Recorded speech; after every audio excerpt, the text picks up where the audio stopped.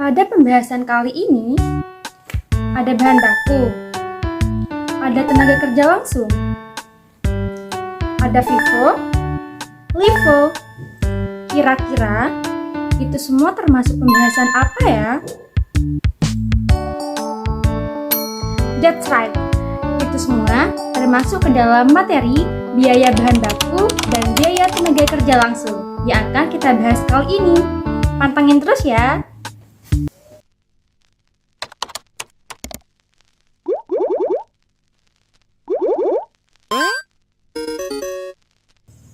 Assalamualaikum warahmatullahi wabarakatuh. Perkenalkan, nama saya Dwi Putri Kartika Chandra dengan NIM 23021100200 dari Universitas Trunojoyo Madura. Tugas ini dibuat untuk menyelesaikan tugas UAS akuntansi biaya. Sebelumnya, saya ucapkan terima kasih kepada Dr. Sultansyah SEMAKJA sebagai dosen pengampu dan juga keluarga saya yang telah membantu dalam pembuatan tugas video ini. Baik, selamat pagi teman-teman semua. Hari ini kita akan belajar tentang apa sih itu biaya bahan baku dan biaya tenaga kerja langsung. Oke, mari pembahasannya akan kita bahas terdiri dari definisi biaya bahan baku, pentingnya mengelola biaya bahan baku, hal-hal yang terdapat dalam biaya bahan baku, definisi biaya tenaga kerja langsung, pembagian biaya tenaga kerja langsung, dan hal-hal lain yang terdapat dalam biaya tenaga kerja langsung. Dalam akuntansi, biaya mengacu pada pengorbanan ekonomi yang dibuat atau diukur dalam transaksi atau operasi untuk mencapai tujuan tertentu. Berbagai komponen termasuk biaya tenaga kerja langsung, bahan baku, overhead, distribusi, dan sebagainya juga dapat dimasukkan dalam biaya. Karena komponen-komponen tersebut juga terkait langsung dengan proses produksi produk. Biaya tenaga kerja langsung dan bahan baku turut memiliki dampak terbesar dari semua komponen ini. Jika ditangani dengan benar, kedua komponen biaya ini dapat membantu perusahaan menjadi lebih efisien dan lebih mungkin untuk berhasil.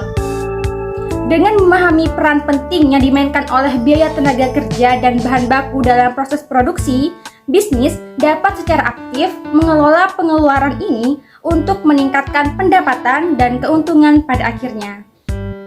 Oke, kita masuk pada pembahasan yang pertama, yaitu pengertian biaya bahan baku.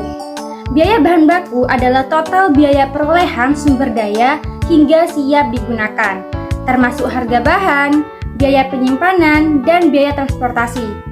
Berikut ada 3 kategori bahan baku, yaitu persediaan bahan baku langsung, persediaan bahan baku tidak langsung, dan perlengkapan produk. Ayo kita jabarkan satu persatu. Persediaan bahan baku langsung yaitu bagian yang mendominasi dalam suatu produk jadi, dan juga merupakan komponen paling berharga dari bahan baku lainnya. Misalnya nih, kain kaos adalah komponen paling berharga dari kaos olahraga jadi, dikarenakan kain tersebut digunakan untuk membuat kaos yang dianggap sebagai bahan baku langsung. Selanjutnya, ada persediaan bahan baku tidak langsung, di mana persediaan ini merupakan sebagian kecil dari produk akhir, seringkali juga tidak terlihat dalam produk jadi, dan memiliki biaya yang rendah. Jadi, biaya bahan baku tidak langsung dikelompokkan sebagai biaya overhead pabrik. Biasanya juga ada beberapa yang menyebutkan persediaan bahan baku tidak langsung ini sebagai persediaan bahan baku penolong atau persediaan bahan baku pembantu. Yang terakhir ada perlengkapan produk, yang merupakan perlengkapan yang dipakai di pabrik seperti plastik dan kardus yang sebagai contoh peralatan produksi yang digunakan untuk membungkus barang jadi, untuk mencegah peralatan-peralatan lain menempel ataupun menyatu dengan produk akhir. Jadi, bahasa santainya itu seperti ini. Perlengkapan ini kayak bungkus plastik sama kardus, ya kayak baju buat barang jadi. Biar barangnya tuh gak rusak, biar barang jadi tuh gak rusak pas dipegang atau dipindah. Jadi barang jadi tersebut tetap rapi dan aman sampai ke tangan pembeli. Bagian selanjutnya yaitu pentingnya mengelola bahan baku. Mengapa penting? Karena kunci peningkatan efisiensi dan profitabilitas perusahaan membutuhkan manajemen biaya bahan baku yang baik. Dan tindakan yang dapat dilakukan yaitu adanya kesepakatan dengan pemasok, pengelolaan persediaan yang optimal, kontrol kualitas untuk mengurangi kemungkinan kerugian dari produk yang rusak, dan juga pemanfaatan teknologi dengan menggunakan perangkat lunak akuntansi dan sistem manajemen inventaris untuk memantau dan juga untuk mengontrol biaya bahan baku dengan lebih baik. Selain itu, ada hal-hal yang terdapat dalam biaya bahan baku. Yang pertama, ada perolehan bahan baku, di mana langkah-langkah untuk memperoleh bahan baku yaitu penentuan volume material yang dibutuhkan, pemilihan pemasok, negosiasi, ketentuan transaksi dan harga, pemesanan dan penerimaan bahan baku, penyimpanan dan pengelolaan bahan baku, rekonsiliasi dan pembayaran. Langkah selanjutnya yaitu prosedur pembelian bahan baku. Bagaimana sih prosedurnya?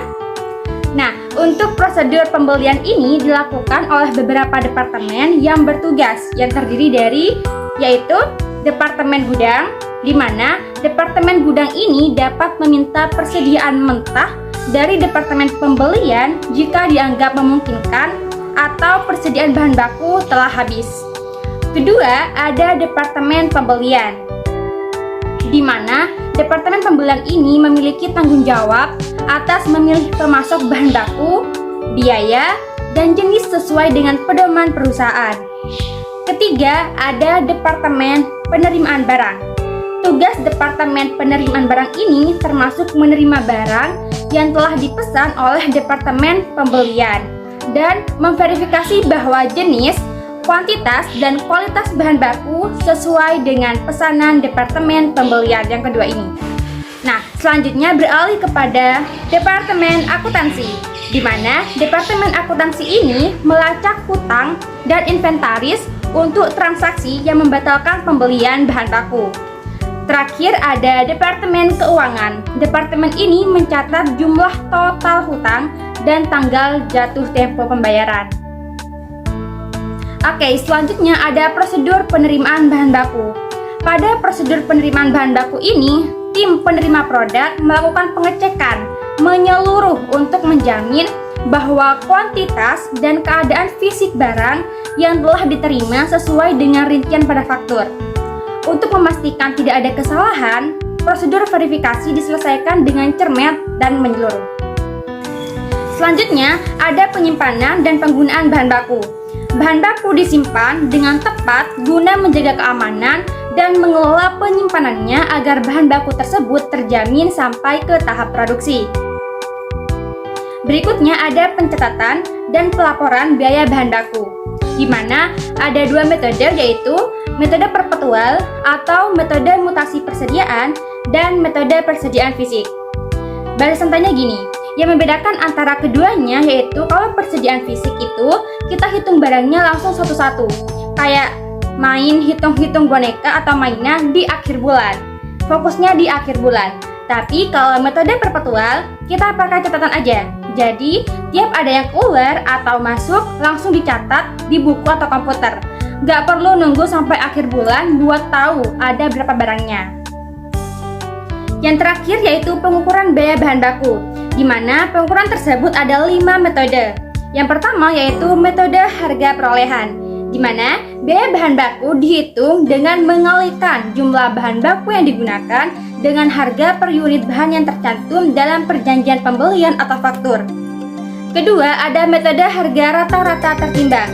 Ini rumusnya, di mana X merujuk pada jumlah unit atau kuantitas barang, P adalah harga per unit dari barang tersebut. Ketiga, metode FIFO, first in, first out. Metode ini menghitung biaya bahan baku dengan asumsi bahwa bahan baku pertama yang digunakan dalam manufaktur juga yang pertama masuk ke dalam persediaan. Keempat, ada metode LIFO, last in, first out. Nah, yang tadi kan bahan baku yang pertama digunakan yaitu yang pertama masuk. Kalau LIFO ini berbeda, yaitu asumsinya bahwa bahan baku yang awalnya digunakan dalam manufaktur adalah bahan baku yang terakhir ditambahkan ke inventaris. Metode terakhir yaitu metode harga pokok rata-rata baliran. Hal ini dapat dihitung dengan membagi seluruh biaya dengan jumlah unit. Nah, itulah pembahasan biaya bahan baku. Sekarang beralih pada biaya tenaga kerja langsung. Apa sih itu biaya tenaga kerja langsung?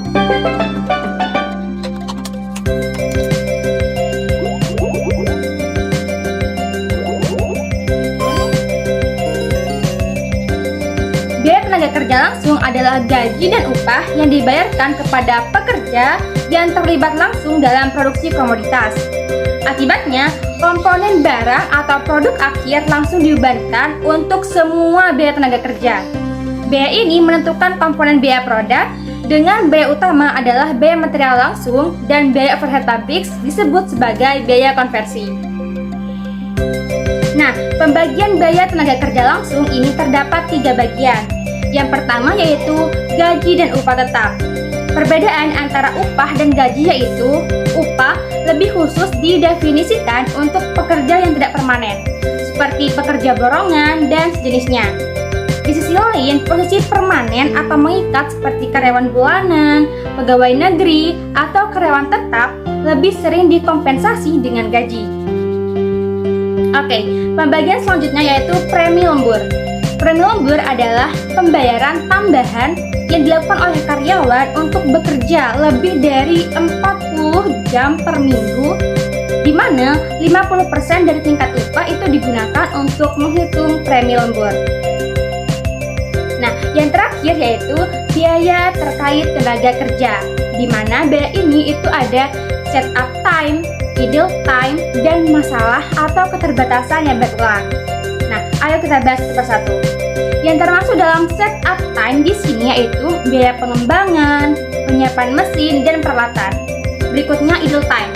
Idle time ini menggambarkan periode waktu ketika karyawan tidak mengerjakan proyek produktif. Terakhir yaitu kurangnya pekerjaan, kegagalan mesin, atau masalah atau adanya keterbatasan yang berulang. Dalam hal ini, biaya-biaya ditanggung oleh biaya overhead pabrik. Mengapa? Dikarenakan biaya overhead pabrik ialah biaya tetap yang harus ditanggung oleh bisnis apakah produksi terjadi atau tidak. Hal-hal lain yang terdapat dalam biaya tenaga kerja langsung yaitu yang pertama, sistem biaya tenaga kerja. Nah, tugas sistem biaya pekerja termasuk mencatat jangka waktu dan partisipasi atau kehadiran fisik, membuat daftar, membayar gaji dan upah, dan mengalokasikan biaya tenaga kerja. Nah, ada 2 jenis catatan kehadiran yang tergantung pada bagaimana karyawan atau pekerja dibayar, yaitu pekerja dengan pembayaran bulanan serta pekerja harian untuk mereka yang dibayar secara harian atau per jam. Yang kedua, ada manajemen atau pengendalian biaya tenaga kerja langsung. Oke, beberapa unsur kendali terhadap komponen-komponen biaya pekerja langsung yaitu terdiri dari standar, realisasi, dan pelaporan harian.